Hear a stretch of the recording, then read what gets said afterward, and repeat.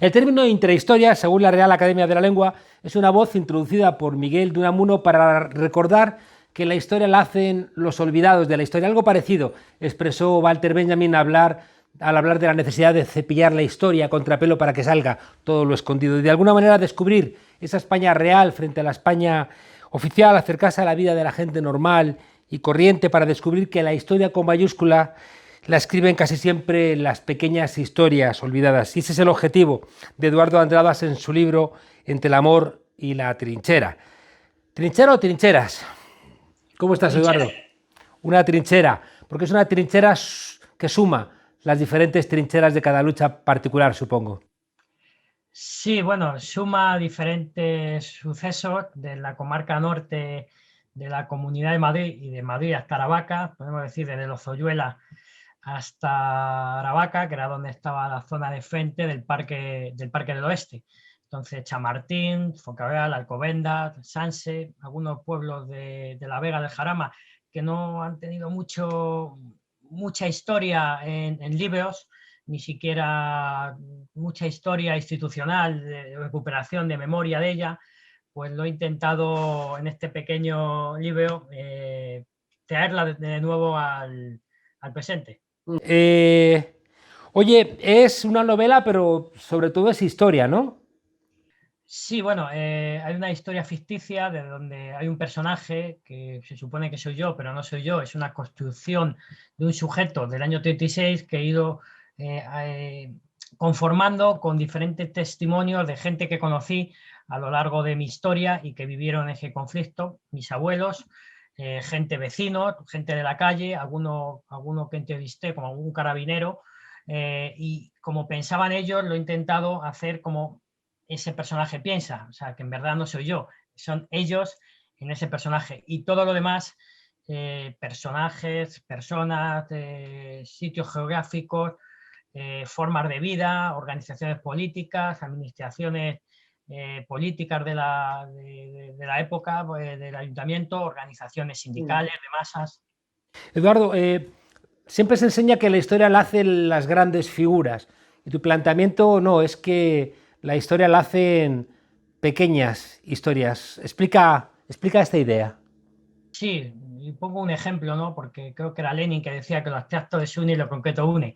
Pues, por ejemplo, el último alcalde de la localidad de Alcobendas, Víctor Muñoz Galán, el 28 de marzo de 1939, a eso de la 1:30, la quinta columna de Falange le asalta al ayuntamiento armada, iban armados, para que les entregue el ayuntamiento, y una vez que ya había sido entregado a eso de la 1 Madrid por el general Peada, al coronel Peada, al coronel Losas, le había sido ya entregada a la ciudad universitaria, él se niega a entregar el ayuntamiento porque dicen que no son unos sujetos democráticos y que él solo le entrega a la democracia la institución, y le tirotean y 2 horas después sale del ayuntamiento, pero hay que vernos en la situación, ¿no? Ha caído Madrid, se está demorando, todo se está descomponiendo, todo el sistema democrático republicano, y él lo sigue manteniendo. Me parece una actitud quijotesca. Entonces, estas personas no están en los libros de historia, no en la batalla de Belchite ni en la batalla de Guadalajara, pero son al final el reflejo de un espíritu de resistencia y un espíritu democrático de la época. Son los perdedores que en el fondo a lo largo de la historia son los que han ganado, ¿no?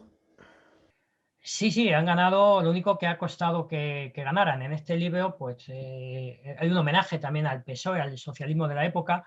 Mi abuelo mismo, Joaquín, sale en el libro, y era un socialista afiliado al PSOE de Largo Caballero. Y ese PSOE también tiene un poco de homenaje, ese PSOE plural tiene un poco de homenaje en estas páginas. Y lo digo yo, que también soy hijo de un militante socialista, no solo soy nieto, soy hijo de un militante del PSOE que fue concejal del 79 al 87 en esta localidad, y el traidor de Felipe González es el que sepulta a este PSOE y a estos compañeros y compañeras que habían mantenido la lucha del socialismo en clandestinidad, y sobre todo en este libro lo dejo ver durante el conflicto, ¿no? Muchos militantes del PSOE luego fueron olvidados por el señor Felipe González. Y lo digo yo, que no puedo, soy hijo y nieto, o sea, pero es un traidor. Eh, Cuando uno mira a la extrema derecha de Vox, parece mentira, ¿no? Que con la historia que ha tenido nuestro país repitamos comportamientos. Sí, es la misma España de Fernando VII, es la misma España del duque de Angulema, que van con muchas banderitas, pero luego no tienen problema en traerse a la Legión Cóndor, como aquí en algún capítulo sale, o a la aviación legionaria italiana, como anteriormente pues habían traído a los 100.000 hijos de San Luis para defender sus intereses y sus privilegios, ¿no? Y sobre todo claro, aquí el libro deja entrever una cuestión que no termina, porque el libro termina el 28 de marzo. Es ese hilo de la izquierda, cómo se corta, ¿no? En la derecha, en todos los municipios que he estudiado, por llamarlo así, aunque yo no soy solo historiador aficionado, no soy profesional, 200 años pasa el poder administrativo y el poder económico de padres a hijos hasta Alianza Popular.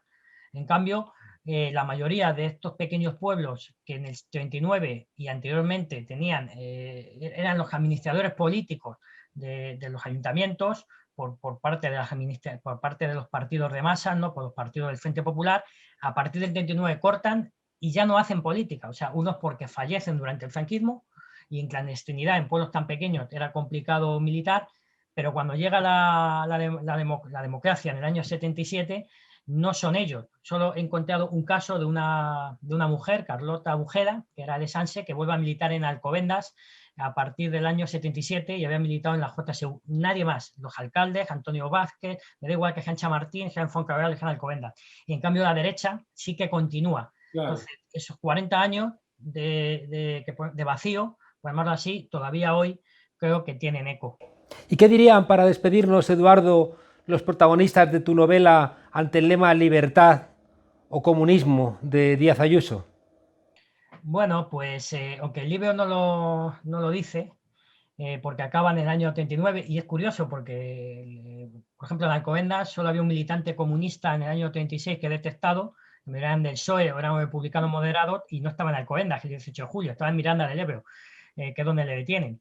Pero en el año 79 el PC, los comunistas, por llamarlo así, sacan el 25% de voto en Alcobendas. Y del 25 al 83, en el que mi padre era concejal del PSOE, el Alcobendas del año 79 no tenía calles asfaltadas, no tenía árboles, no tenía parques, no tenía centros de salud, no tenía colegios públicos prácticamente, había muy pocos, no había, los chavales jugaban con un canto, no tenían equipación de fútbol, no tenían balón, y gobernaron los socialistas con los comunistas y todo eso volvió. Entonces yo creo que ese es el triunfo también de lo que se perdió en el 39, se recuperó en el 79 al 83. Luego ya fuimos perdiendo otra vez un poco esa ola, ¿no? Que tenía que, hasta que ha aparecido Podemos en el 2014, esa ola la fuimos perdiendo. Pero ese es el gran triunfo, yo creo, ¿no? Aunque parezca una tontería, pero que un niño tuviera una equipación de fútbol y un balón para jugar y un sitio donde jugar, no un canto y un descampado, pues es un triunfo de la democracia y los comunistas contribuyeron a ello. La derecha, anteriormente ya vimos lo que tuvimos, descampados, calles sin asfaltar, no había centros de salud, no había transporte público. Eso es lo que la derecha nos tuvo durante 40 años. Aún recuerdo una concejala del Partido Popular diciendo qué es eso de que la gente juega al fútbol gratis, ¿no? En fin, Eduardo Andradas, autor de Entre el amor y la trinchera, una historia de aquella gente que cuando se nos gastan las fuerzas o cuando dudamos, les recordamos y seguimos en la lucha. Muchas gracias y un fuerte abrazo desde la frontera. Gracias a vosotras y a vosotros y que viva la República, la segunda y la tercera. Que así sea.